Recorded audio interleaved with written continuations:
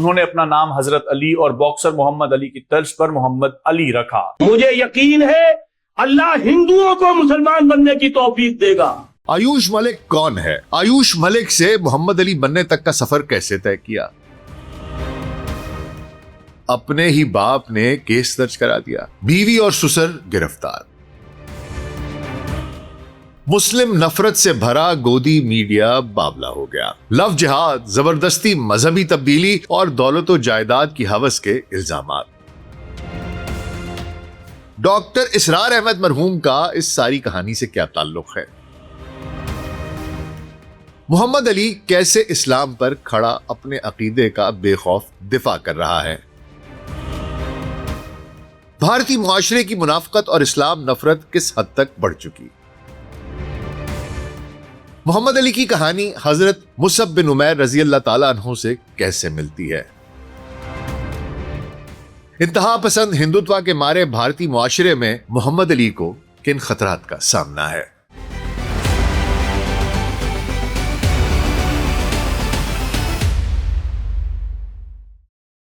Global set podcast doctor Nasir Baig کے ساتھ آپ کی خدمت میں حاضر ہیں جی۔ السلام علیکم سر، میں ایک مسلم ہوں، الحمدللہ میں دل و جان سے مسلمان ہوں، اور یہ بات میں پورے ہوش و حواس میں بغیر کسی دباؤ کے کہہ رہا ہوں۔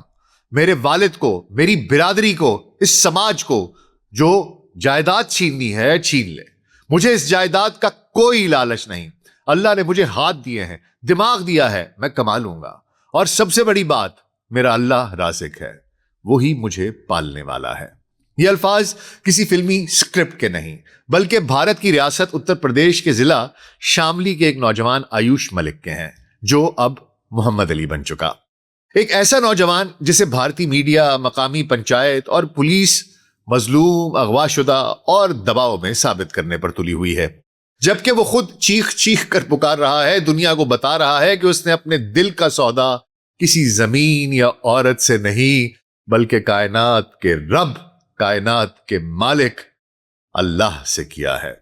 ایک طرف FIR درج کروا کر اس کی بیوی چاندنی اور اس کے بوڑھے سسر اسلام قریشی کو سلاخوں کے پیچھے قید کر دیا گیا، تو دوسری طرف یہ نوجوان میڈیا کے سامنے آ کر ہندوتوا کے اس پورے نظام کو چیلنج کر رہا ہے۔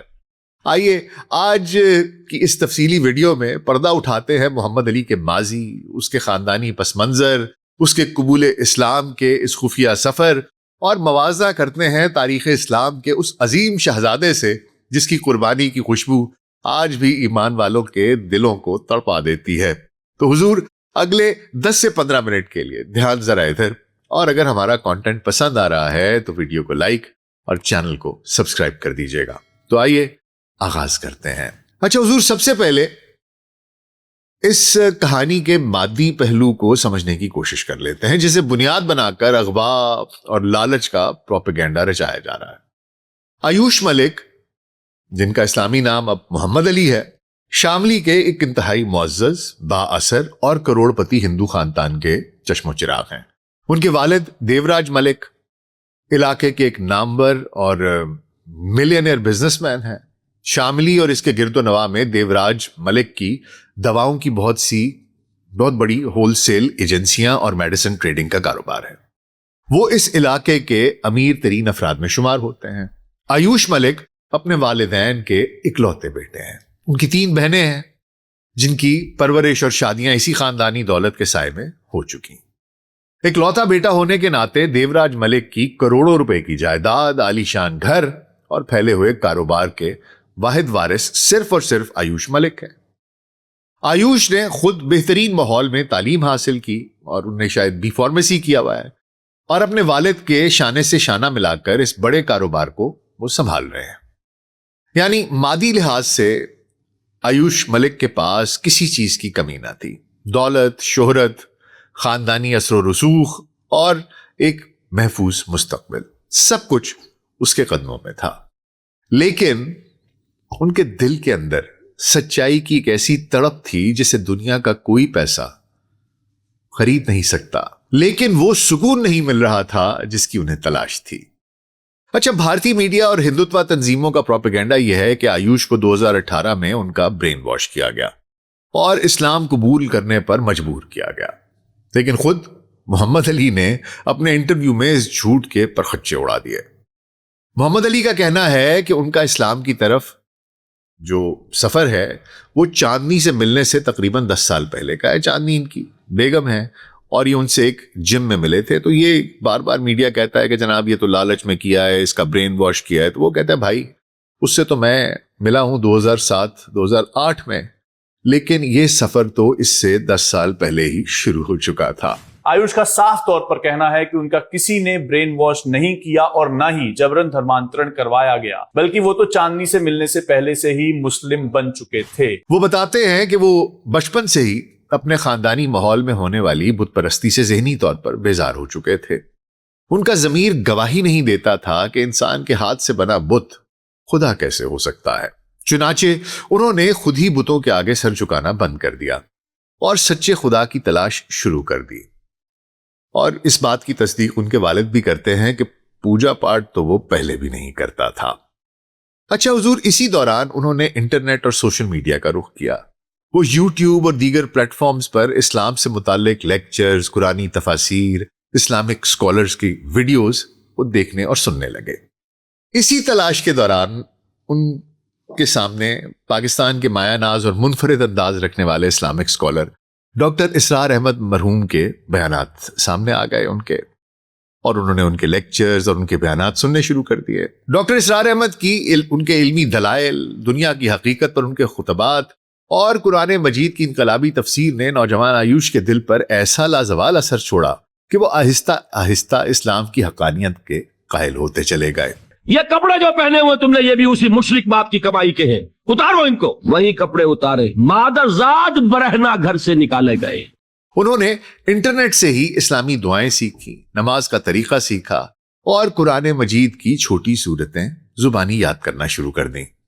ان کا ایمان اس حد تک پختہ ہو چکا تھا کہ جب تک انہوں نے پبلک میں اپنے مسلمان ہونے کا اظہار نہیں کیا تھا، تب بھی وہ چھپ کر اپنے گھر کی چھت پر ہاف پینٹ شارٹس پہنے ہوئے اپنے رب کے حضور سجدہ ریز ہو جایا کرتے تھے، چونکہ وہ دل سے مسلمان ہو چکے تھے۔ نماز میں جب میرے سے نماز پڑھنی بھی نہ آتی تھی، شورٹس پہن کے بلیان پہن کے تب بھی نماز پڑھتا تھا۔ میں جاننے نگر میں رہتا، چھت پہ جا کے نماز پڑھوں تھا، میرے گھر والوں کو نہیں پتا تھا۔ اس لیے ان کے لیے جمعے کی نماز پڑھنا بھی فرض ہو چکا تھا۔ وہ اپنے ایک انٹرویو میں کہتا ہے کہ جناب آپ لوگ تو جانتے ہیں کہ اگر مسلسل 4 جمعے چھوٹ جائیں تو انسان گمراہی کے دہانے پر پہنچ جاتا ہے۔ یہ جمعہ پڑھنا واجب ہے، 3 جمعہ چھوڑ دی تو آپ پہ کفر کا خاتمہ ہونے کا اندازہ ہے تھوڑا سا۔ تو جمعہ پڑھنے باہر جاتا ہے سامنے سے 20 40 کلومیٹر دور رہ گئے، 3 گھنٹے دکان چھوڑ کے جانا پڑے گا۔ چنانچہ وہ ہر جمعے کو سماج اور خاندان کے خوف سے اپنی دکان اور شہر سے 20 سے 40 کلومیٹر دور دوسری مسجد کا رخ کرتے تھے جہاں انہیں کوئی پہچان نہ سکے۔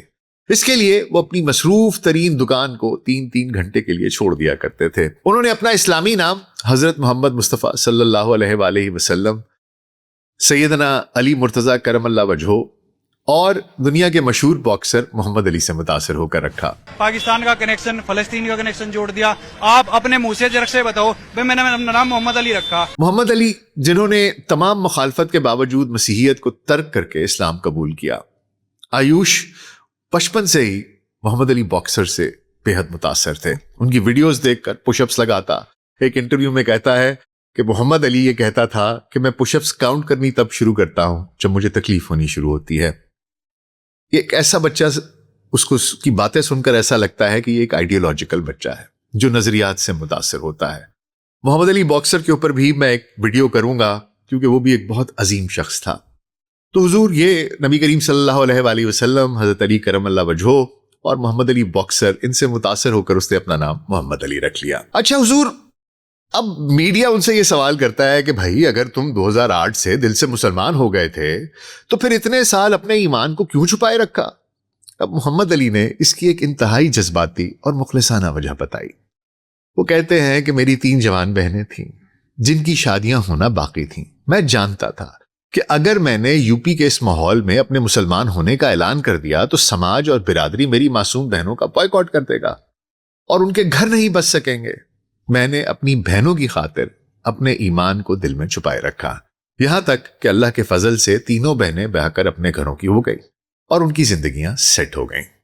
اس دوران آیوش ملک کو ایک حادثے کا سامنا کرنا پڑا جس میں ان کے کندھے پر شدید چوٹ آئی، ایک شولڈر انجری ہو گئی۔ ڈاکٹر نے انہیں مشورہ دیا کہ وہ فزیو تھراپی کروائیں اور جم میں جا کر کوئی ہلکی ویٹ ٹریننگ کریں۔ اس مقصد کے لیے انہوں نے شاملی کے ایک مقامی جم کو جوائن کر لیا۔ اتفاق سے اس جم میں ان کے ایک دوست جم ٹرینر بھی تھے، اور وہیں ان کی ملاقات چاندنی قریشی سے ہوئی، جو وہاں فزیو تھراپی اور ٹریننگ کے شعبے سے وابستہ تھیں۔ دوران گفتگو جب چاندنی کو معلوم ہوا کہ آیوش تو برسوں پہلے سے دل سے اسلام قبول کر چکے ہیں، نمازیں پڑھتے ہیں اور قرآن سے محبت کرتے ہیں، تو دونوں کے درمیان ایک نظریاتی اور جذباتی رشتہ قائم ہو گیا۔ چونکہ آیوش پہلے سے ہی مسلمان تھے، اس لیے انہوں نے خود چاندنی کے خاندان سے رابطہ کیا اور چاندنی کے والد اسلام قریشی کے سامنے شادی کی خواہش کا اظہار کیا، اور 4 سال پہلے انہوں نے دہلی جا کر ایک مسجد میں شرعی طریقے سے نکاح کر لیا۔ چاندنی اپنے گھر رہتی رہیں اور محمد علی اپنے گھر، کیونکہ وہ آہستہ آہستہ اپنے گھر والوں کو ذہنی طور پر تیار کر رہے تھے، اور انہوں نے 4 ماہ پہلے اپنے والدین کو اس شادی اور اپنے اسلام کے بارے میں اشارتاً بتا بھی دیا تھا۔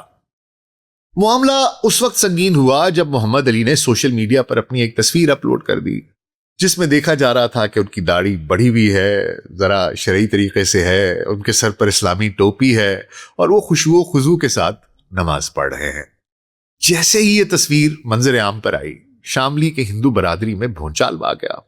کروڑ پتی دیوراج ملک کے اکلوتے بیٹے کا مسلمان ہو جانا ان کے لیے ایک ناقابل برداشت جھٹکا تھا۔ مقامی ہندوتوا تنظیموں اور پنچایت نے دیوراج ملک پر شدید دباؤ ڈالا، سماجی بائیکاٹ کی دھمکیاں دی گئیں۔ محمد علی کا صاف کہنا ہے کہ ان کے والد جو آج زبردستی تبدیلی مذہب اور دھمکیوں کا الزام لگا رہے ہیں، وہ دراصل اس متعصب سماج اور پنچایت کے دباؤ کا نتیجہ ہے۔ پنچایت کے کہنے پر والد نے پولیس میں FIR درج کروائی، جس کے بعد پولیس نے چاندنی اور ان کے والد اسلام قریشی کو گرفتار کر کے جیل بھیج دیا، اور چاندنی کے والد پر تشدد بھی کیا گیا۔ اچھا، ایک میڈیا کا گودی میڈیا کا ایک تانتا بندھا ہوا ہے، ایک جاتا ہے اور ایک آتا ہے، اس بچے سے اتنے سوالات کیے جا رہے ہیں اور پتہ نہیں کیا کیا پوچھا جا رہا ہے۔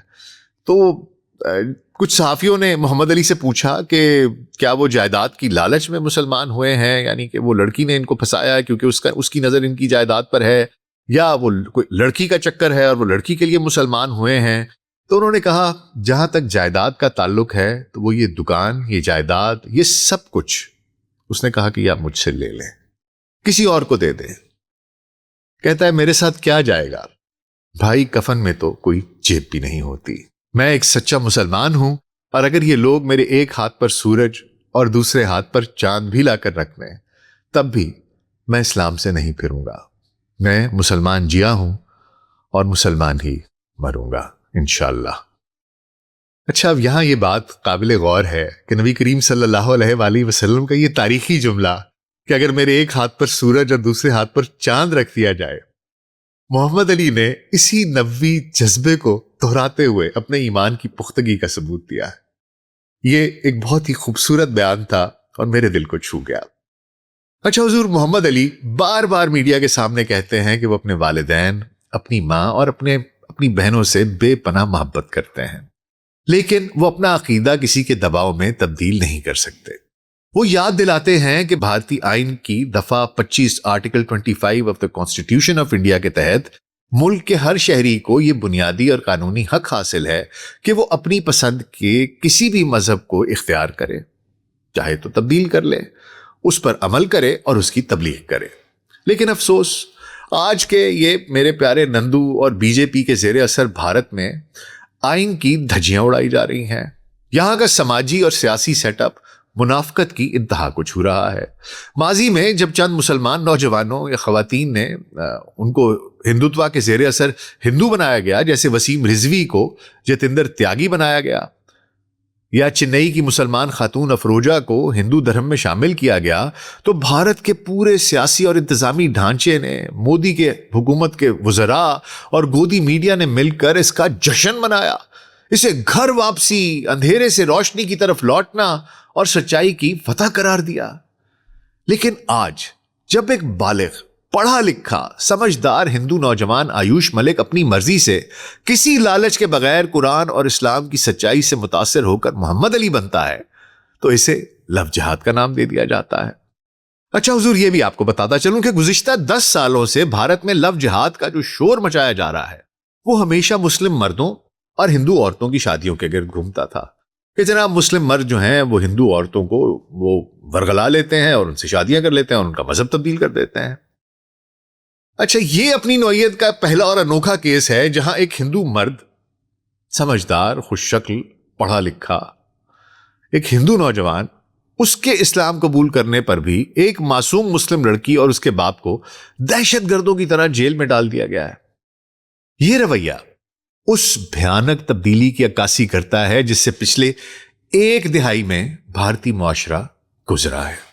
ایک ایسا معاشرہ جو تقریباً مکمل طور پر ایک فاشسٹ، مسلم دشمن اور انتہا پسند معاشرے میں تبدیل ہو چکا ہے، جہاں میڈیا اور سیاستدانوں کی پوری دکان صرف اور صرف اسلاموفوبیا اور نفرت پر چل رہی ہے۔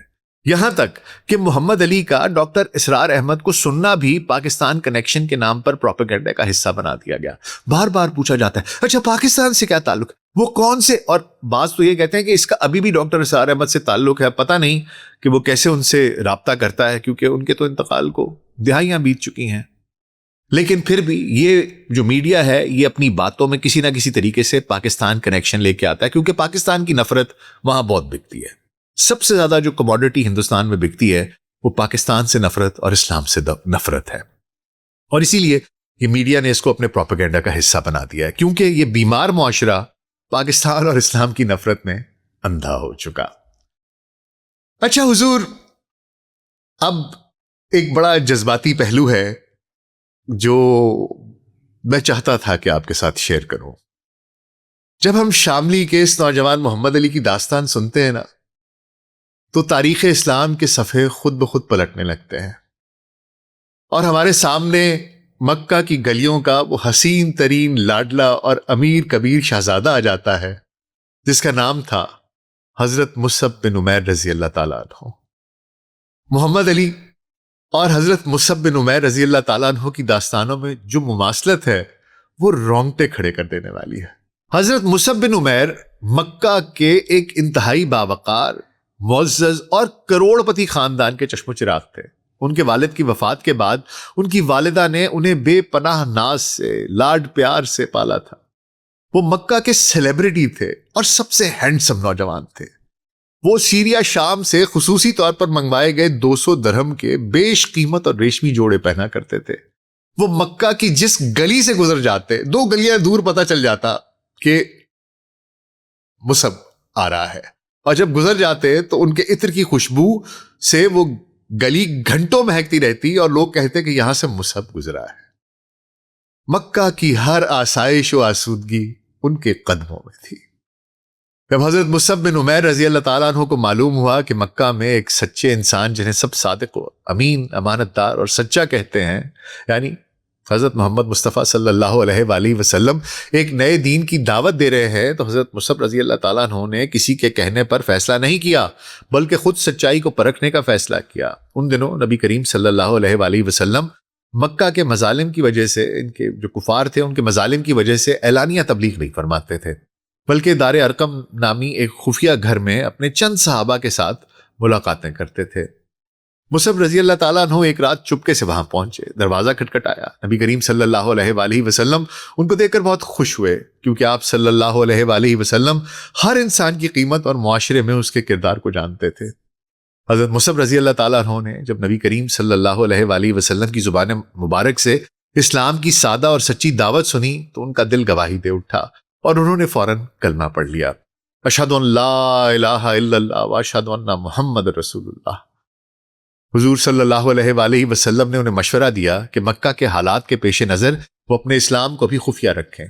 حضرت مصعب رضی اللہ تعالیٰ عنہ چھپ چھپ کر دار ارقم آتے رہے، لیکن مکہ میں قریش کے جاسوس سرگرم تھے۔ ایک جاسوس نے حضرت مصعب رضی اللہ تعالیٰ عنہ کو دار ارقم میں جاتے اور نبی کریم صلی اللہ علیہ وآلہ وسلم کے ساتھ سجدہ ریز ہوتے دیکھ لیا، اور وہ دوڑتا ہوا حضرت مصعب رضی اللہ تعالیٰ عنہ کی والدہ کے پاس پہنچ گیا اور کہا، تمہارا لاڈلا بیٹا تو محمد صلی اللہ علیہ وآلہ وسلم کا کلمہ پڑھ کر مسلمان ہو چکا ہے۔ ماں کے پیروں تلے سے زمین نکل گئی۔ اس نے حضرت مصعب رضی اللہ تعالیٰ عنہ سے پوچھا تو انہوں نے پورے عزم سے کہا کہ ہاں، میں مسلمان ہو چکا ہوں اور محمد صلی اللہ علیہ وآلہ وسلم کا غلام بن چکا ہوں۔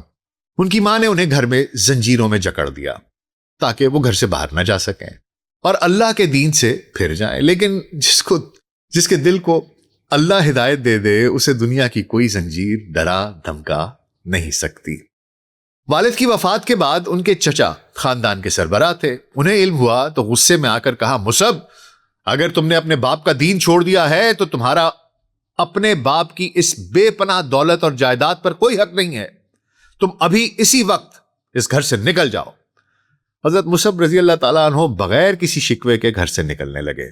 لیکن قریش کی نفرت اتنی شدید تھی کہ ان کی ماں اور چچا نے غصے میں آ کر کہا کہ یہ کپڑے جو تم نے پہن رکھے ہیں یہ بھی اسی مشرک باپ کی کمائی کے ہیں, انہیں بھی اتار کر جاؤ. تاریخ گواہ ہے مکہ کے اس سب سے لاڈلے اور نازک شہزادے نے حق کی خاطر اپنے جسم کے قیمتی کپڑے بھی اتار دیے اور برہنہ حالت میں دنیا کی ہر جائیداد پر لات مار کر بے گھر ہو گئے. پھر کہیں سے کپڑے مانگ مانگ کر پہنے اور رسول اللہ صلی اللہ علیہ وآلہ وسلم کے قدموں میں جا گرے. وہ مصعب رضی اللہ تعالیٰ عنہ جو مکہ کا سب سے امیر ترین جوان تھا, اب ٹاٹ اور کھردری اون کا ایک پھٹا پرانا لباس زیب تن کرتا, جسے پہننے کی وجہ سے ان کے جسم پر چھالے اور زخم پڑ جایا کرتے تھے. جب صحابہ کرام مصعب رضی اللہ تعالیٰ عنہ کو اس حالت میں دیکھتے تو ماضی کے مصعب کو یاد کر کے زار و قطار رونے لگتے. لیکن حضرت مصعب رضی اللہ تعالیٰ عنہ کے چہرے پر مسکراہٹ رہتی اور اللہ اور اس کے رسول صلی اللہ علیہ وآلہ وسلم کی رضا, بس اس کی مسکراہٹ. نبی کریم صلی اللہ علیہ وآلہ وسلم کی دور اندیشی دیکھیے کہ جب مدینہ یثرب سے چند لوگ ایمان لائے اور انہوں نے مدینہ میں اسلام سکھانے کے لیے ایک استاد مانگا تو نبی کریم صلی اللہ علیہ وآلہ وسلم کے پاس حضرت ابوبکر صدیق رضی اللہ تعالیٰ عنہ, حضرت عمر رضی اللہ تعالیٰ عنہ, حضرت عبد الرحمن بن عوف رضی اللہ تعالیٰ عنہ, حضرت علی کرم اللہ وجہہ جیسے جلیل القدر صحابی موجود تھے. لیکن آپ صلی اللہ علیہ وآلہ وسلم نے اس نوجوان لڑکے کو یعنی حضرت مصعب بن عمیر رضی اللہ تعالیٰ عنہ کو مدینہ کا پہلا سفیر بنا کر بھیجا. حضرت مصعب رضی اللہ تعالیٰ عنہ مدینہ گئے اور اپنی نرم گفتاری, حکمت اور پختہ ایمان کے ذریعے مدینہ کے بڑے بڑے جنگجو قبائلی سرداروں جیسے حضرت سعد بن معاذ رضی اللہ تعالیٰ عنہ اور سعد بن عبادہ رضی اللہ تعالیٰ عنہ کے دلوں کو فتح کر لیا اور پورا مدینہ ان کی بدولت اسلام کے نور سے بھر گیا, جس نے ہجرت مدینہ کا راستہ ہموار کیا. اور پھر سن 3 ہجری میں احد کا میدان سجا. نبی کریم صلی اللہ علیہ وآلہ وسلم نے میدان جنگ میں توحید کا پرچم, مسلمانوں کا علم حضرت مصعب بن عمیر رضی اللہ تعالیٰ عنہ کے ہاتھ میں تھمایا. جنگ کے دوران جب مسلمانوں سے غلطی ہوئی اور حضرت خالد بن ولید جو اس وقت تک مسلمان نہیں ہوئے تھے نے پیچھے سے پشت سے حملہ کر کے مسلمانوں کی فتح کو شکست میں بدل دیا تو میدان جنگ میں افراتفری مچ گئی. کسی نے نبی کریم صلی اللہ علیہ وآلہ وسلم پر حملہ کر کے آپ صلی اللہ علیہ وآلہ وسلم کا دندان مبارک شہید کر دیا اور افواہ اڑا دی کہ نعوذ باللہ محمد صلی اللہ علیہ وآلہ وسلم شہید ہو گئے. پھر خبر آئی کہ نہیں, نبی کریم صلی اللہ علیہ وآلہ وسلم حیات ہے. ایسے نازک وقت میں جب بڑے بڑے صحابہ کے حوصلے ڈگمگا رہے تھے, حضرت مصعب بن عمیر نے پرچم توحید کو بلند کیا اور چیخ چیخ کر کفار کی توجہ اپنی طرف مبذول کروائی تاکہ نبی کریم صلی اللہ علیہ وآلہ وسلم کو محفوظ طریقے سے پہاڑی پر پہنچایا جا سکے. وہ کفار کے لشکر کی طرف دوڑ پڑے. ایک کافر آگے بڑھا, اس نے تلوار کے وار سے مصعب کا وہ دایاں ہاتھ کاٹ دیا جس میں پرچم تھا. پرچم گرنے لگا تو حضرت مصعب رضی اللہ تعالیٰ عنہ نے جھک کر فوراً بائیں ہاتھ سے پرچم کو تھام لیا. کفار نے پھر وار کیا اور حضرت مصعب رضی اللہ تعالیٰ عنہ کا بایاں ہاتھ بھی کاٹ دیا. مکہ کا وہ شہزادہ جس کے دونوں ہاتھ کٹ چکے تھے, اس نے پرچم توحید کو زمین پر گرنے نہیں دیا. وہ اپنے کٹے ہوئے بازوؤں کے سٹمپ سے اس کے ساتھ زمین پر جھکے اور اپنے دانتوں سے ان کے دانتوں کے درمیان اسلام کے پرچم کو دبا لیا. وہ تب تک کھڑے رہے جب تک دشمن نے ان کے جسم پر نیزوں اور تلواروں کے درجنوں وار نہیں کر دیے, یہاں تک کہ حضرت مصعب بن عمیر رضی اللہ تعالیٰ عنہ زمین پر گرے اور جام شہادت نوش کر لیا.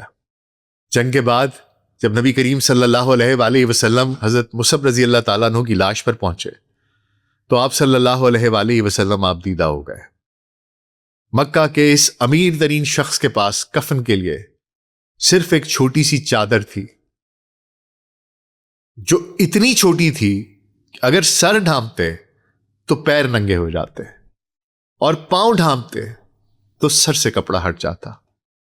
بالآخر نبی کریم صلی اللہ علیہ وآلہ وسلم کے حکم پر ان کا سر چادر سے ڈھانپا گیا اور پاؤں پر اذخر نامی گھاس ڈال کر انہیں اسی حالت میں دفن کر دیا گیا. وہ روح تڑپا دینے والا منظر تھا, لیکن ان کا وہ طیب نفس اللہ کی بارگاہ میں مقبول ہو چکا تھا. سبحان اللہ. تاریخ کس طرح اپنے آپ کو 1400 سال کے بعد اتر پردیش کے شہر شاملی میں دہرا رہی ہے۔ مصعب بن عمیر رضی اللہ تعالیٰ عنہ اور محمد علی کی داستانوں میں کتنی حیرت انگیز مماثلتیں ہیں۔ دونوں اپنے دور کے حسین اور پرکشش نوجوان، دونوں کا تعلق مادی طور پر انتہائی امیر، با اثر اور بت پرست خاندانوں سے۔ دونوں کو ایک ایسے معاشرے کا سامنا جو اسلام اور مسلمانوں کے خلاف انتہائی پرتشدد اور نفرت سے بھرا ہے۔ لیکن دونوں کے دلوں میں جب اسلام اور محمد عربی صلی اللہ علیہ وآلہ وسلم کی محبت جاگی تو جائیدادیں، پنچایتیں، دھمکیاں، جیلیں اور تلواریں بھی ان کے قدموں کو ڈگمگا نہ سکیں۔ حضرت مصعب بن عمیر رضی اللہ تعالیٰ عنہ نے مکہ کی دولت چھوڑ کر احد میں شہادت کا تاج پہنا، اور آج نندو اور بی جے پی کے فاشسٹ، ظالم اور متعصب معاشرے میں محمد علی اپنے ایمان پر چٹان کی طرح قائم ہے، کھڑا ہے۔ اس بیمار اور نفرت زدہ معاشرے میں جہاں مسلمانوں کا جینا محال کر دیا گیا ہے، مساجد گرائی جا رہی ہیں، یہ گودی میڈیا دن رات زہر اگل رہا ہے، محمد علی کو ایسے میں آپ کو بتاؤں کہ اس کی جان کو یہ جو ہندوتوا کے دائیں بازوں کے انتہا پسند ہیں، رائٹ ونگ ایکسٹریمسٹ ہیں، ان سے شدید خطرات لاحق ہیں۔ وہ اسے نشانہ بنا سکتے ہیں تاکہ دوسرے ہندو جو لڑکے ہیں، مرد ہیں، ان کو خوف زدہ کیا جا سکے اور ان کو ایک عبرت کا نشان بنایا جا سکے۔ اللہ رب العزت کی بارگاہ میں عاجزانہ دعا ہے، اے اللہ اس نوجوان آج کے مصعب ہمارے بھائی محمد علی کے ایمان، جان، مال اور آبرو کی حفاظت فرما۔ اے باری تعالیٰ ان کی اہلیہ چاندنی اور ان کے سسرال والوں کو ظالموں کے شر سے نجات دلا۔ محمد علی کے دل کو ایمان اور رسول اللہ صلی اللہ علیہ وآلہ وسلم کی محبت پر ہمیشہ استقامت عطا فرما اور انہیں اسلام کا ایک سچا داعی بنا۔ آمین یا رب العالمین۔ سچائی کا راستہ کبھی بھی آسان نہیں ہوتا۔ اللہ سبحانہ تعالیٰ اپنے نیک بندوں کو آزماتا ہے۔ دشمن ہر طرح کا وار کرتے ہیں، مگر حقیقت یہ ہے کہ ایمان کی شمع کو بجھانے والے خود تو مٹ سکتے ہیں، لیکن اللہ کا نور کبھی بجھ نہیں سکتا۔ اپنا بہت خیال رکھیے گا۔ شکریہ۔